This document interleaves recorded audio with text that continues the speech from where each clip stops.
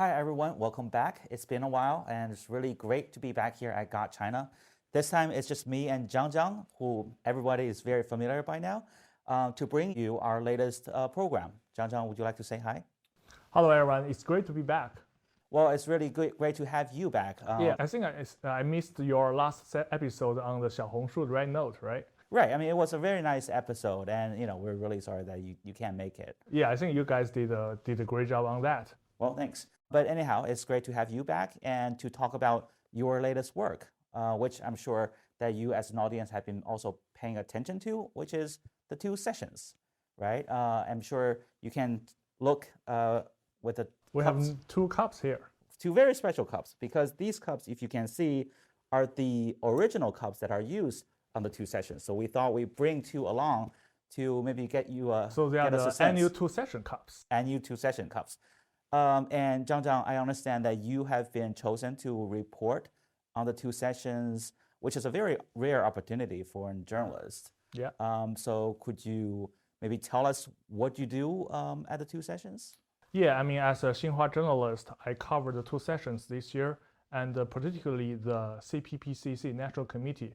CPPCC refers to the Chinese People's Political Consultative Conference. That's a very difficult term. Yeah, that's a long term, and the National Committee of the CPPCC is the top advisory body for the country. Okay. And so the other session is the annual session of the NPC. NPC refers to the National People's Congress. Okay. So these two sessions are together, held almost together every year for about like one week long, is regarded as one of the most important, maybe the most important annual political gathering in China. I see. Yeah. And you mentioned that the CPPCC is the top advisory body. Yeah. And NPC would, of course, the NPC is the top legislature for the country. So during the annual session of the NPC, the deputies of NPC will have to approve, laws or the important reports of the government work report or the budget of the government. Like lots of important reports have to be approved by the NPC. So make it become legal. So that's why it's very important. And we know that in the government work report, we will know how the government see about its policies this year, including what will it target what number it will target on the GDP growth. And okay. There are also other very important figures in it, which will, because China is a big nation, it has 1.4 billion people, right. And its policy is not only just going to influence domestic market, but also the global market as well. So it's going to attract lots of people's attention every year. And because if to put how they function in a simpler term, can I say the NPC functions similar to, say, Congress or Parliament in Western countries, in other countries where they control the budget, they pass laws, and while the CPPCC is a fairly unique mechanism in Chinese politics where people gather to make proposals or suggestions, but these are, as I understand, are not legally binding. Yeah, I think you're right. Because as we just discussed, the NPC it has the decisions of the NPC has a legal enforcement power, but comparing with that, the CPPCC National Committee, it more functions as it advises policies. The members of the CPP National Committee, they can share their opinions, suggestions about the government policies. Some of them will be absorbed by the government, right. And adopt that into their implementation. While some others might not be adopted. So it will be discussed. Yeah. Could you give us a picture of the scale of the meeting? I mean, how many people are attending, etc.? I think for the NPC, there are close to 3,000, if I may, 2,000 to 3,000 deputies from representing different places of the country. And for the CPPCC National Committee, it's also, maybe a little bit less than the numbers of the NPC deputies. It's a little bit more than 2,000 people. I see. For the CPPCC National Committee. Yeah. Okay, so both are very sizable. And are they productive over the course of 1 week? I mean, it's a very large meeting. I mean, how is it organized so that they are productive enough to make meaningful proposals or changes? So in Chinese, we call it 履职. So they have their duties to be implemented, but it's not just during the 2 sessions. Actually, every national political advisor or every national deputies, they are not like full-time job. You know what I'm saying? Like these people, they have their own jobs. Right. Maybe they serve in the government, or maybe they have their own companies, Right. or so they have their own jobs. At the same time, they also think about the policies, doing some research, or even or communicate with the voters to learn about their needs. And they bring the proposals and suggestions to the annual sessions during this time. So, well, in response to your question, I think they are productive because it's not just like a 1 week job. It's like through the whole year they have to do something on that. So basically, the 2 sessions is only the tip of the iceberg that we can see, while most of the work they do over the course of the year is below the surface where we can't see. But nevertheless, but 2 sessions are still very important. Yeah, of course, because that's when the decisions are finalized, right? I mean, before, below the surface, they may be doing research, they may be connecting or reaching out to ordinary people to formulate their ideas. And it's also a rare opportunity, just as you mentioned, that political advisors or deputies, they can meet with each other. They can interact with each other. I think it's also good for them to exchange their ideas to better, reach a consensus about policy directions. They don't necessarily have to reach a consensus on every single matter, but I think it's a good way for them to inspire each other. Right. So, and aside from interacting with each other, this is also a time where they interact with journalists like you.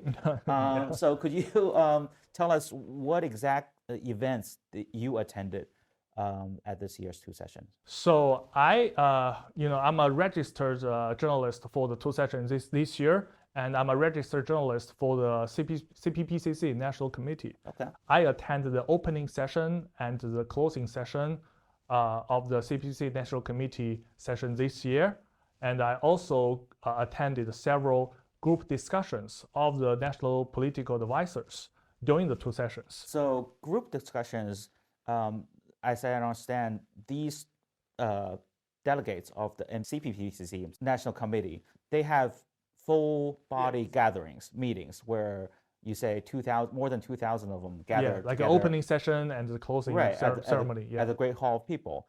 And they divide up to smaller groups? Yeah, they are divided into like 34 groups based on their party affiliations, their organizations, their ethnic groups, and also a certain sector from the societies.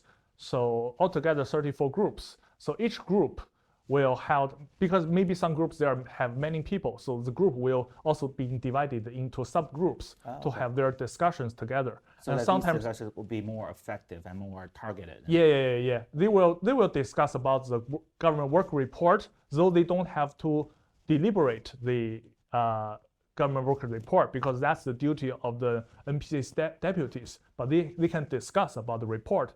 They also discuss about the other important reports and share their work as political advisors in the past whole year. So yeah, they discuss lots of things. So you mentioned there are 34 groups. Could you give us examples of what some of the groups For are? instance, because there are too many group discussions, they are happening at the same time sometimes. So I attended this year mainly the literature and the arts sector. Okay.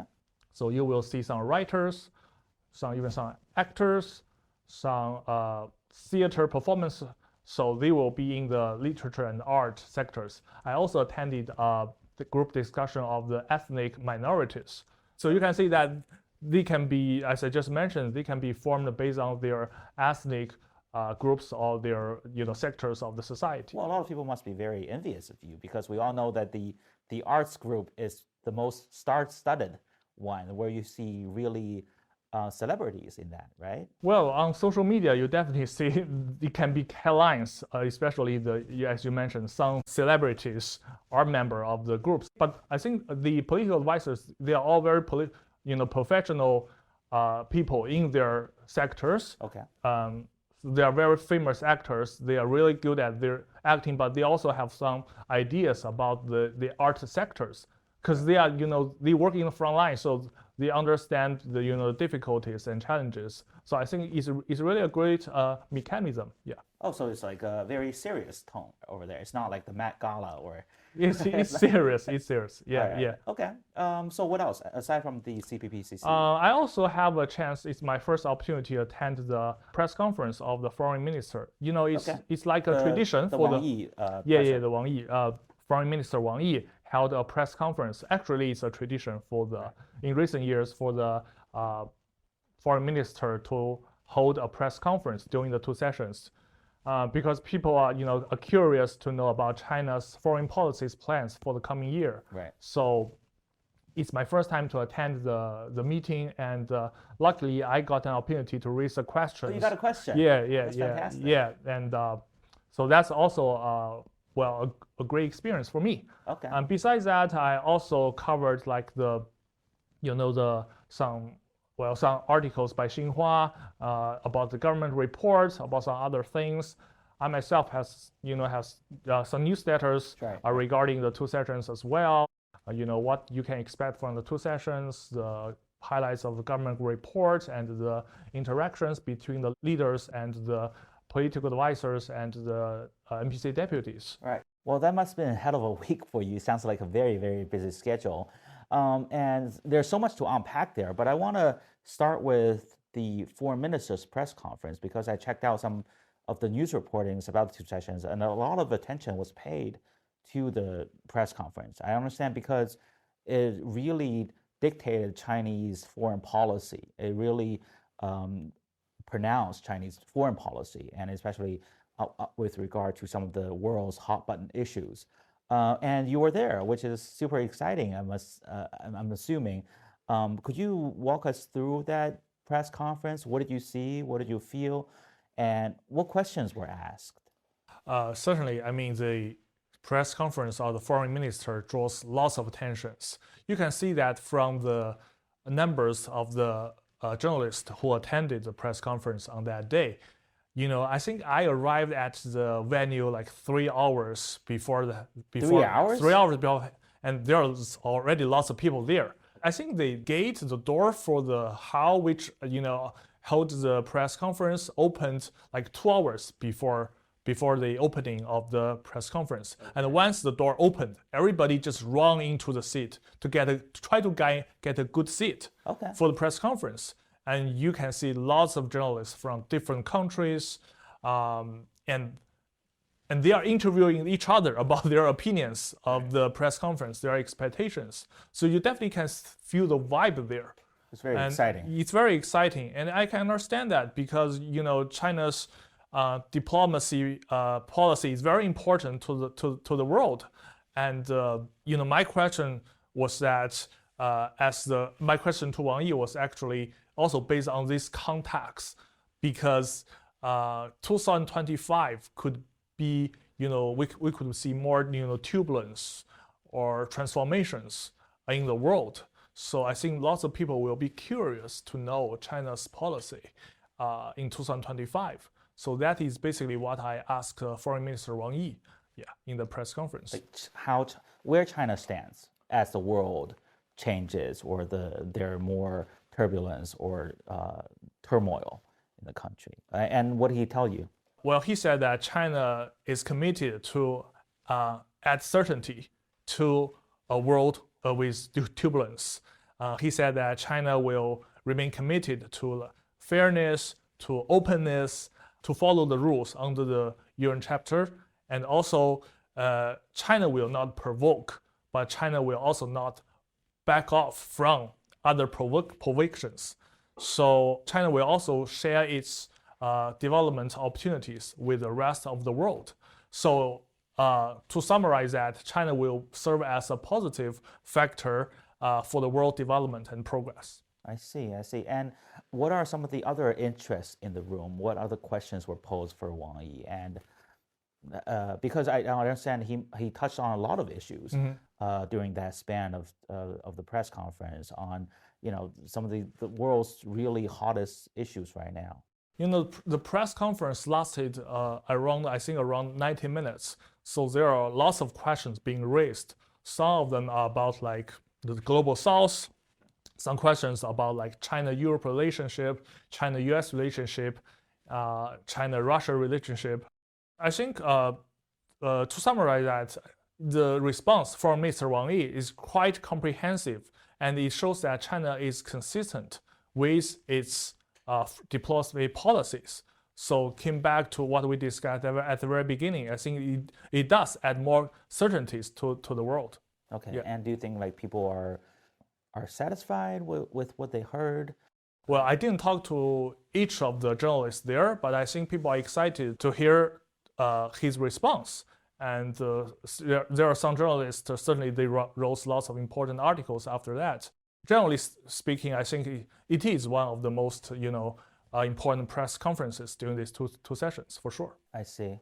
And I think there are two really high-profile events, and the Wang Yi press conference being one of them. And the other one, I think, is the release of the government work report, which of course, is at the NPC's side, right? And I know that you have gone over the report in great detail, so I'm really looking forward to you, sharing with us your thought about it.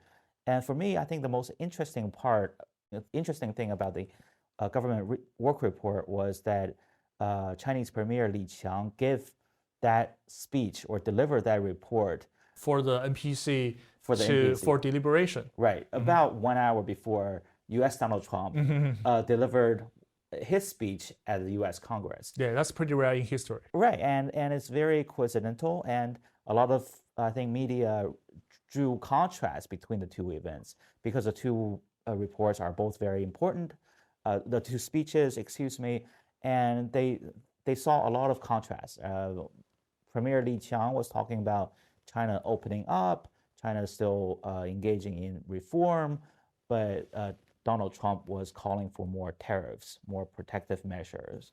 The Chinese report was calling for more green development, while Donald Trump was doubling down on traditional energy sources. Drill, baby, drill was his slogan.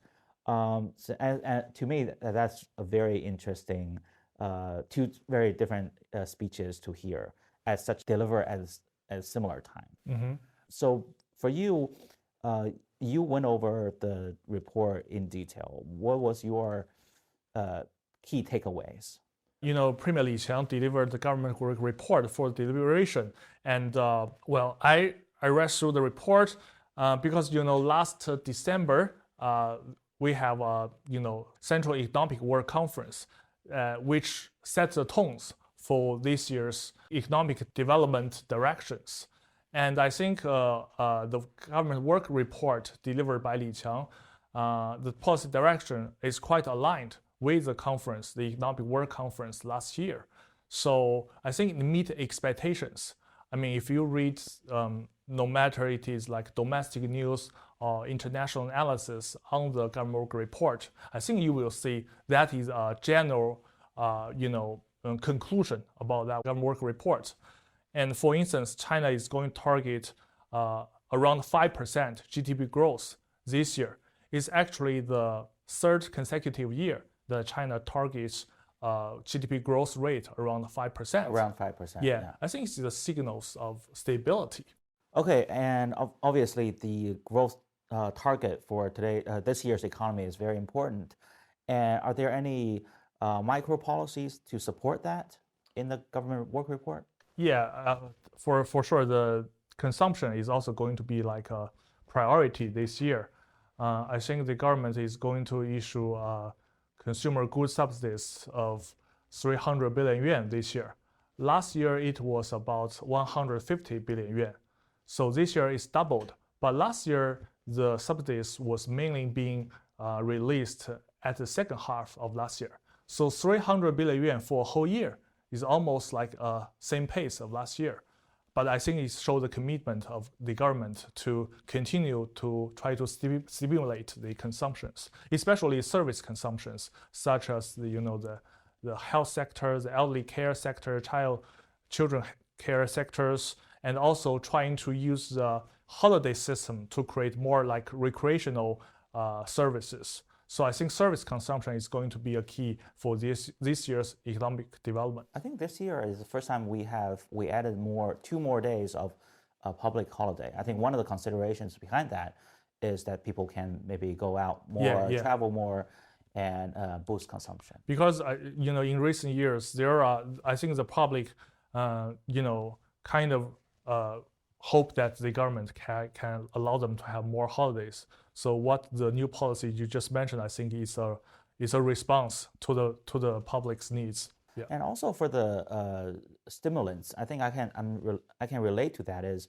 Beijing municipal government has been giving out vouchers, or I think it's subsidies, so that if you want to buy new home appliances or computers or whatnot, you can get a 20% off, which is paid for by the government. Do you try that? Yeah. Last year I bought a computer and I took advantage of that. Whoa. And they kept the program ongoing through. I should purchase my computer for the Black Miss Wukong right. after the policy. Right. If you listen to our previous programs, JJ bought a computer, a very expensive one, to play the Black Myth Wukong game. And it's true that if you had purchased it a little bit later, then you might have been able to take advantage of the 20% discount. And just several days ago, I bought another sports watch. Because they've expanded the scope of the products that can take advantage of the subsidy. And they newly added sports watch or wearable devices into this year's program. So I took advantage of that again and got another 20% off. It's a very sweet deal. Good for you. That's very sweet, yeah. So and I hope they keep this program on. Let me know next time you're going to use that, because I also want to leverage this opportunity. It's for everybody. As long as you're in Beijing, you don't even need to have a Beijing hukou, I think. Everybody is eligible to take one discount for one product for each category. So like TV is one category, or air conditioner or refrigerator, and so on. I see. So go out and look for one that before, I don't know when the deal will be gone. Yeah. Also, I think technology or AI, the new quality productive forces, especially AI this year, because we don't have to mention that the DeepSeek has brought lots of attention, worldwide attention, into China's technology progress. And the government report mentioned about the AI Plus to apply AI type of technology into more sectors, and also the embodied AI.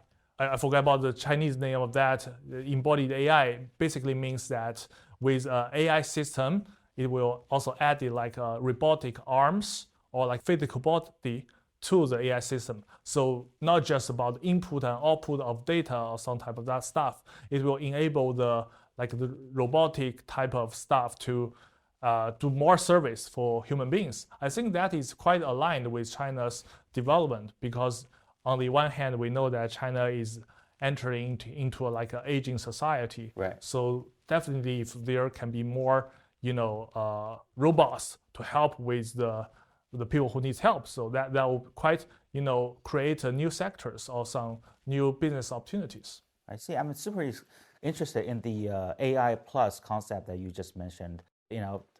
Applying AI to our existing products. I mean, I think we already have AI built in our WeChat programs now. That if you want to ask a question, it'll automatically generate an AI answer, which I'm assuming will make life a lot easier for a lot of people. I'm looking forward to AI being implemented or fused into other everyday products, into TVs or into others, or maybe even have AI housekeepers or stuff like that. To add a little bit on that, I think there are also some policies specifically designed for encouraging people to, give birth to a child, or let them have less pressure from raising a kid. Right. So I think there are some policy regarding the expense of the preschool education. Okay. So I think some expense will be cut off, and also there are some other related policies. So and a little context on what Jiang Jiang is saying.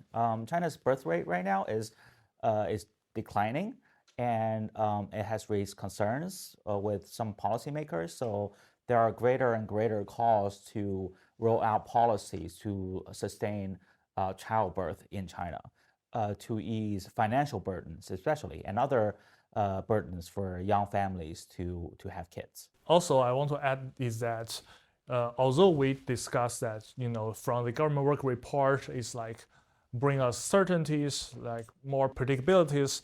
But on the other side, the government also mentioned that the policy will remain flexible and can be timely changed in response. I think mainly response to external challenges, because the government work report mentioned that nowadays external challenges for China is kind of raising. Well, it didn't specifically mention about like the tariffs, posed by some other countries to China, but I do think that China also have some space to respond if there is some external challenges. Yeah. I understand that it doesn't mention tariffs per se, but I think it acknowledges the mounting exterior pressure that is mounting for China, and it recognizes the challenges these mounting outside pressure, and which I assume tariffs is being one of the major exterior pressures. Yeah, what I'm trying to say is that it seems that when the people who are drafting the government work report, they have tried to consider all the things, not just like domestic issues, but also international issues. Right. Yeah. Yeah, I mean, after listening to a rundown of the government report, I do think it stands very much in contrast with the speech delivered by Donald Trump in the U.S. Congress. I mean, everything that you said in the Chinese government report, it sounds very carefully researched, is calculated, and is very well thought out, and it sounds like that it'll very much be like faithfully implemented throughout the year. Yes, and actually this year is also the last year of the China's 14th five-year plan. Okay. And next year is going to be the beginning of the 15th five-year plan. So China has a 5-year planning system. Okay. So the government work report also mentioned about this, because I think it's important at this certain point of time that the government is trying to conclude the 14th five-year plan well, but while also it's going to seek advice about the next 5 years. So China, I think, has a long-term planning system, which I think Donald Trump also mentioned in his interviews. Well, now for the part that I was really looking forward to hear you share is your interactions with the CPPCC National Committee members. Because these interactions, I understand, are not online. So it's not for everybody to see. But you had the opportunity to sit in on their meetings, observe firsthand their discussions. So I'm really looking forward to hear your firsthand stories. I think you mentioned that you listened on 2 sectors. Yeah, I mainly joined the group discussions of the sector of literature and the arts. The other is the group discussions of the ethnic minority groups. So for the literature and the art group, there are people from that sector discuss lots of things related to culture. And one thing that impressed me a lot is that I think lots of people are really proud about the growing power of Chinese culture, especially through the influence of the famous movie哪吒 2. Okay, so the second installment of the哪吒series is the Chinese mythical film that is already the highest grossing movie in Chinese history, and I think is now at the top 5 or top 6 worldwide. So that's a very impressive feat. It's even higher than The Lion King, I think. Yeah, it's an animated movie. Right. And there's lots of actually technologies being used in that movie. Yeah. Did you go to the movie to see that? Oh yeah, I mean, I definitely checked it out, Mhm. and I think it's also being released worldwide. Yeah, lots of countries. Right, in a lot of countries, in Japan, in the United States. And if you have the Naja 2 showing in your nearby cinema, make sure to go and see it. It's really cool. Yeah, and also the AAA game Black Miss Wukong. Okay, In right. our last episode, I think we just touched on discussed it, about that. before, Yeah, they are very proud of because these two products they are rich in Chinese cultural elements. Okay. And actually, lots of members in this group are from they are from the literature and arts sectors. Right. So there are representatives. There are members from the National Theater, the Chinese Central Orchestra, the Acrobats Association of China. So basically, actors, filmmakers, different forms actors, of art like yeah. sculpture, Musicians. circles. Yeah. They have each of them have their own way to introduce Chinese culture or contribute to the cross-cultural exchanges with other countries. Okay. They have different experience, and they are all very interesting experience. And I actually interviewed the head of the Central Chinese Orchestra, Zhao Cong.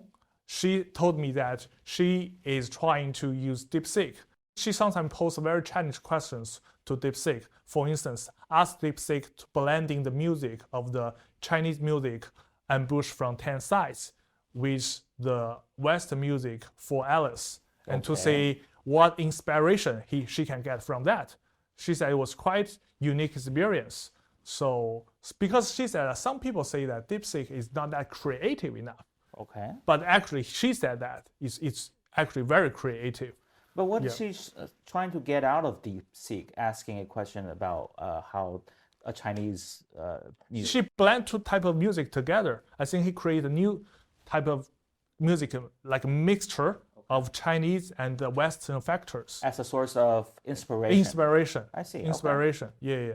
And she also exchanged her experience of using DeepSeek with college professors who is specialized in technology.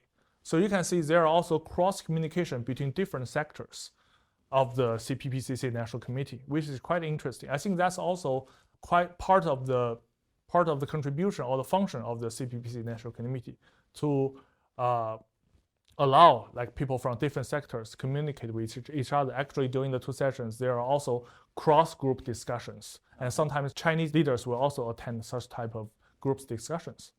I think my biggest takeaway from your description is, how people from various sectors in China are wholeheartedly embracing AI or DeepSeek, right? I mean, they're actively incorporating the AI into their respective works, may it be music or screenplay or any other, or just. Yeah, I think they are quite enthusiastic about the development of AI.